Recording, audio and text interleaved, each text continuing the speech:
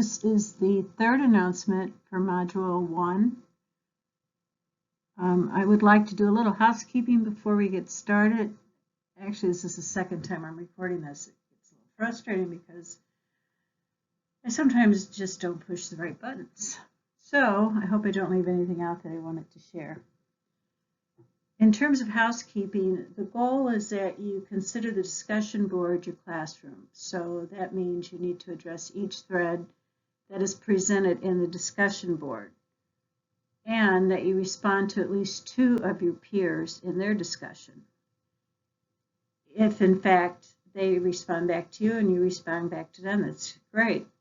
It's a great dialogue to have.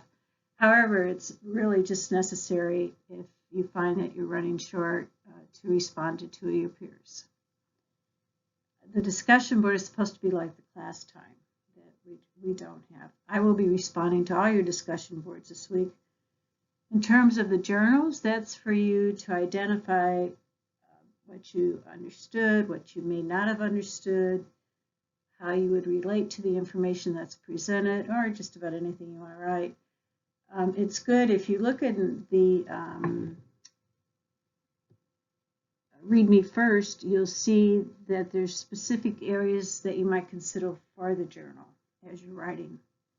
And the goal is that we, of course, appreciate each other's comments and learn from them and help each other to develop in our ideas and our critical thinking skills.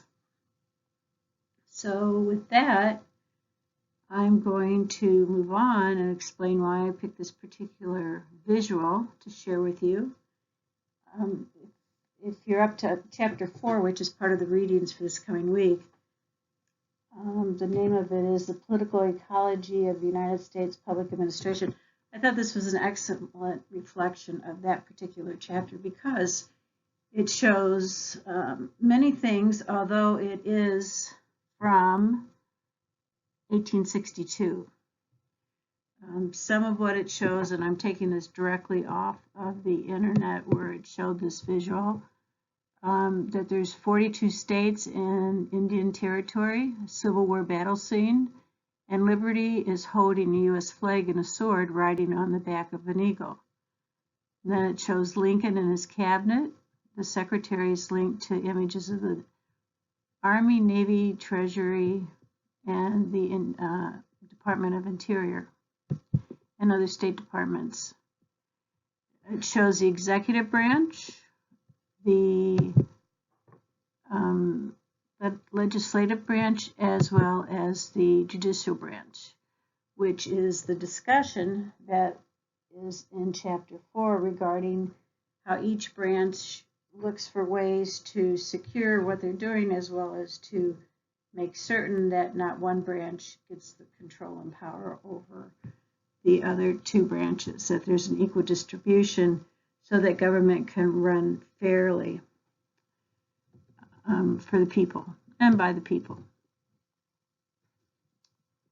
Let's see, I also like this visual because I think it shows an excellent example of how, even though we're more modern, these diagrams can be very, very involved. And I thought it might be fun at some point. We won't do it this class, but maybe next time if I teach this again, we'll do diagrams of our own individual areas in terms of our public service. A couple of you are in funding for the university. One of you is vice president. The other is assistant to the vice president. It would be interesting to see what you see as your role, and maybe even have your supervisor show what they see as your role. Might be an interesting diagram to see if there's an overlap there in terms of expectations and accountability. Another person is in sports management, and he's already decided to do, Chris has decided to do his paper on sports management and administration in the nonprofit area for universities. Chapter 3 was on ethics and public administration. There is an article on ethics that they asked us to read, and in it was interesting because the majority of the respondents were middle-aged men who were in public service, mostly mid-management or upper, who made a six-figure income and had been in their field for some time. So that makes me a little leery of the information that is provided, given that there's not a big diversity in terms of respondents. However, what they did respond was that in terms of ethics, they could see that ethics is the responsibility of top management and should work its way down. That top management should make the role model. However, in some of the respondents, they talked about how top management appears to be ethical externally, but when it comes to internal issues with their staff, they are not perceived as ethical as they would like to be or think they are, because they don't take care of their staff, they treat them poorly, don't provide resources, but externally it looks as if everything is going well. Another issue on the ethical article that I thought was interesting was that there was a fairly big discussion on how there needs to be an organization that provides a code of conduct and oversees that code of conduct and an evaluation system. Your book talks about on ethics that there's a whole statement in there about how you will follow the law, what the law says you're to do for an organization. You will do that because that is the law. However, the big question is it ethical? And what would you do with the situation? And they talk about Oliver North, what he did. He felt he was ethical, but they found him guilty for lying to Congress. But he felt he was ethical because he was doing what he was instructed to do by his superiors. So ethics is a dilemma that many of us face in our daily jobs. So it's important, again, that you understand who you are and what you believe so that you can make a self-determination if you're faced with such an issue.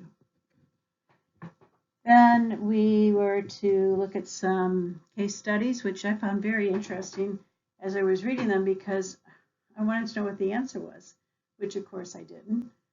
It tells you have to decide and think it. I wish we had more time to actually do some Skyping and talk about these case studies because there could be so many different variables each of you would consider that perhaps the other person wouldn't or I wouldn't, which would broaden our awareness of dealing with these types of issues. So with that, I would ask that if you have any concerns or questions, please do not hesitate to contact me by email or you can call me at any point in time. I know some of you, this is your first class with the university in this master's level program, so you may not be familiar with the structure, and I understand that, and I would strongly encourage you to not struggle, but just send me an email. I try to address them daily, although I did miss a day or two last week, but I do try to address them daily because I think it's important that you get information right away. So I'm planning on addressing your discussion boards this week. I did the journals last week. And again, I'm eager to see your response if you have any information you'd like to share with me. And I did have an opportunity to write back and forth with one of your classmates through the cafeteria, the introduction of yourselves. So again, I'm glad you're here. I think this is a fascinating discipline, and it applies to so many different types of employment and elements in our lives. So with that, have a great day. Bye.